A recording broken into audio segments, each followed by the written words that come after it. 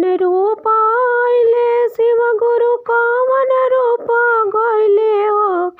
कवन हो रूपवाना शिव गुरु देलन दर्शनवा हो कवन रूपवाना कवन रूपे आइले शिव गुरु कवन रूपे गइले हो कवन हो रूपवाना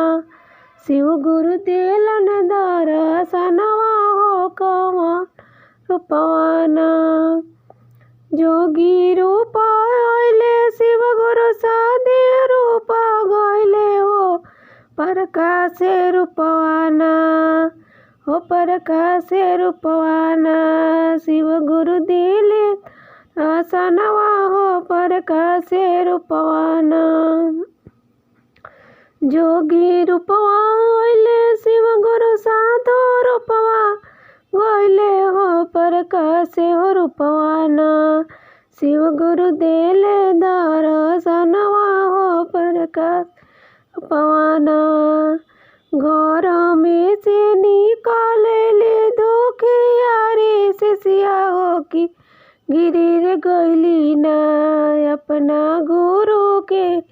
चरनिया हो गिरी हो गइली ना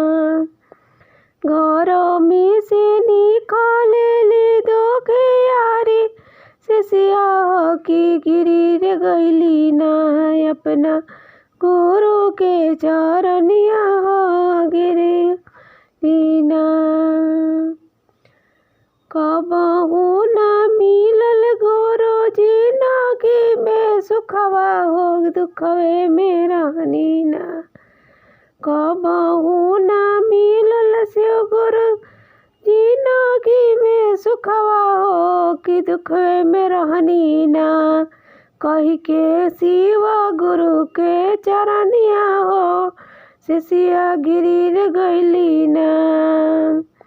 कही के गुरु के चरनिया हो गिरी गइली ना चुप हो खासी सिया रे चुप हो खासी सिया अचरवा पोछलो रवाना चुप हो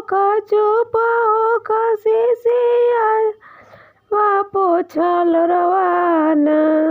तोरा मिली है अब सुखावा तुहरे शिष्याना तोरा मिली है सब सुखावा सुना हो शिष्याना आइल बाड़ो गुरु के चरनिया सुना याना गुरु करिए सब दूर दुखावा सुना हो शिष्याना गुरु ये सब दूर दुखावा सुना हो शिष्याना।